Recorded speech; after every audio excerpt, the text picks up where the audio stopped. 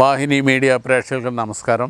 అప్పుడప్పుడు వినిపిస్తూ కనిపిస్తూ ఉంటారు, ఏంటి మెదడు బాగోలేదయా, ఆయనకేదో మానసికంగా చాలా ఇబ్బందులు ఉన్నాయా అని పల్లెటూరు జనాలు చెప్పుకోవడం వింటూ ఉంటాం మనం. నిజమే, కొందరికి మానసిక ఇబ్బందులు చాలా ఉంటాయి. దానికి గిరిజన కాలకులు గిరిజన ఆయుర్వేద దాతా ఆశ్రమం వారి ఆరోగ్య కానుక ఆదా కానుక కూడా ఏం చెబుతుందంటే, ఆవు నెయ్యి, ఉసిరికాయ రసం, ఎస్టి మధుకం సమంగా 100 గ్రాములు అంటే 300 కలుపుకొని లీటర్ నీటిలో వేసి సగానికి మరిగించి ఒక్కొక్క అరచెంచా వంతును సేవిస్తూ ఉంటే మానసిక వైకల్యం తగ్గుద్ది, మానసిక బాధలు తగ్గుతాయి. దీనికి మరొకసారి ఏనండి, మానసిక వ్యాధులకి ఉసిరికాయ రసం, ఎస్టి మధుకం, ఆవు నెయ్యి కలిపి 3 సమంగా ఉండాలి.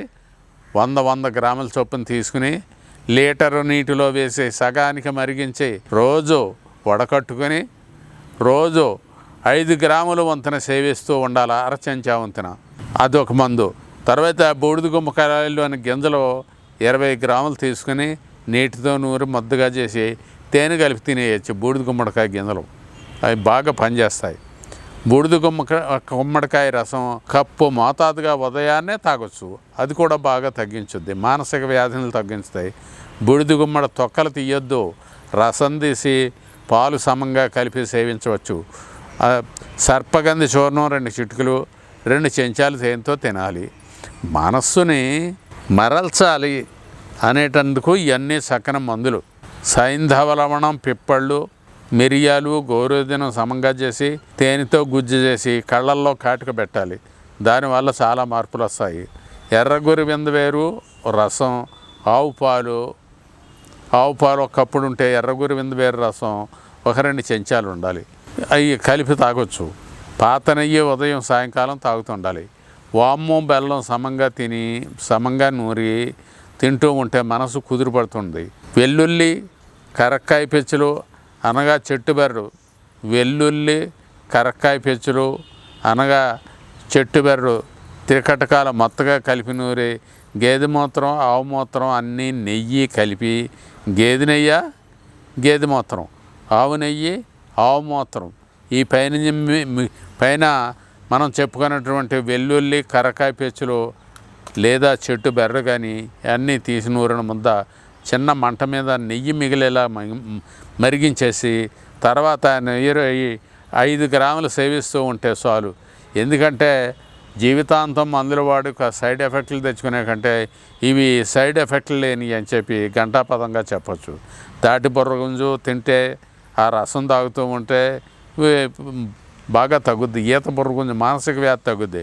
ఈత బుర్రగుంజు కూడా రసం తీసి తాగొచ్చు. కొబ్బరి మొవ్వ రసం తాగొచ్చు. తెల్లదింతిన వేరు బియ్యం కడుగుతో నూరి ముక్కుల్లో చుక్కలుగా వేసుకుంటే కూడా తగ్గుద్ది. మానసిక వ్యాధులను irritable syndrome, hyper syndrome, autism అని ఇంగ్లీష్లో వైద్యులు అంటుంటారు. మనం మూర్ఛ, పిచ్చి, కాకి సోమాలు, మూర్ఛల్లో గల వివిధ నామాలతో పిలుస్తాం. ఏమి చెప్పినా వినకపోవడం, అప్పుడప్పుడు ఏమీ మాట్లాడకపోవడం, ఎదట వారిని కొట్టడం, తిట్టడం, బట్టలు చించుకుని తిరగడం, పిచ్చిగా అరవడం, జనాలపై బట్టలు ఊడదీసి జనాలు ఉన్న చోట బట్టలు ఊడదీసుకుని నెత్తి మీద పెట్టుకుని తిరుగుతాం, వెకిలి నవ్వులు నవ్వటం, ఏడవటం, పిచ్చి పనులు చేయటం, చెప్పరాని పనులు, ఈ వ్యాధులు మానసిక వ్యాధులు ఉన్నవారు చేస్తూ ఉంటారని వీటన్నిటికీ పైన చెప్పుకున్నాయి మందులు అమోఘంగా పనిచేస్తాయని తెలియజేస్తూ సెలవు తీసుకుంటున్నాను. వాహిని మీడియా ప్రేక్షకులకు నమస్కారం. ఇప్పుడు మనం ప్రతిరోజు ఒక్కొక్క చెట్టు గురించి చెప్పుకుంటూ ఉన్నాము. ఔషధం విలువలు గల చెట్ల గురించి చెప్పుకుంటున్నాం. ఈరోజు కరక చెట్టు గురించి చెప్పుకుందాం. కరక్కాయ వగరు, తీపి రుచులు కలిగి ఉంటాయండి. వగరు ఉంటుంది, తీపి ఉంటుంది. రోజు ఒక కరక్కాయ ఏదో ఒక రూపంలో వాడుకున్నారు, ఎల్లప్పుడూ వాడుకోవాలి. అలాగా కాస్త ఇంచుమించి ఎప్పుడన్నా ఏదైనా ఊర్లు వెళ్తానో మరొక చోటకి వెళ్తానో వాడుకోపోయినా పర్వాలేదు, ఒక పేడు ముక్క అలా తింటూ ఉంటే చాలు. వయసు పైబడినట్టు కనపడదు, ఎంతసేపు వయసు తక్కువ చూపించుద్ది. దీనిలో ఉన్నటువంటి చమత్కారం అది. కఫం, వాత, పిత్త దోషాలను హరింపజేసే శక్తి కరక్కాయలో ఉంది. ఇంతకీ ఏంటంటే ప్రతి జీవి కూడా కఫవాత పిత్తాలు లేకుండా పుట్టరు.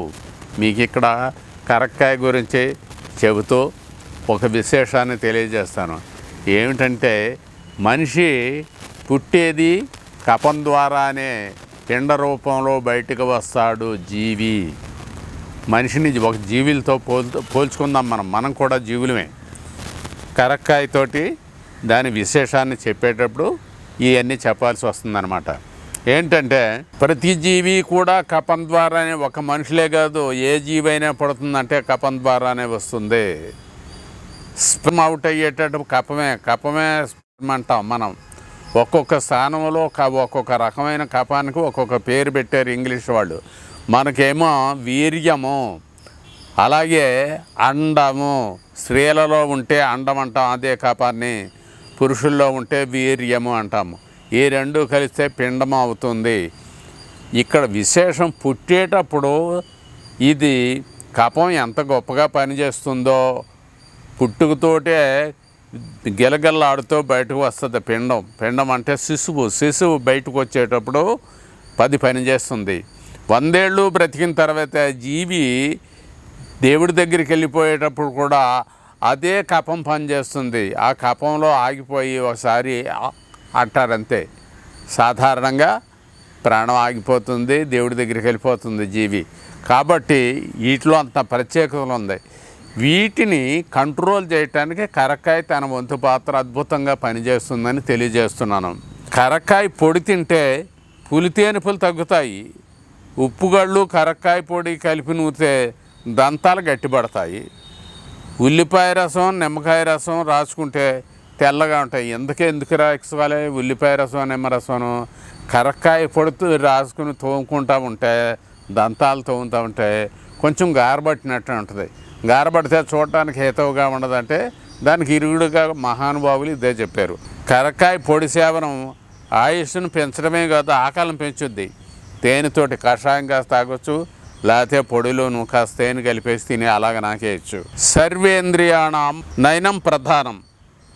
మన అవయవాలన్నిటిలో కూడా తలలో ఇక్కడ ఉన్నటువంటి ముక్కు, కాలు, కన్ను, చెవులు వీటన్నిటికీ కూడా, ఈ నాలుక, నోరు వీటన్నిటికీ కూడా కళ్ళ ప్రధానమైన కానీ అన్నిటికీ బలాన్ని ఇస్తుంది. ఒక కంటికే కాదు, కరక్కాయ అన్నిటికీ బలాన్ని ఇస్తుంది.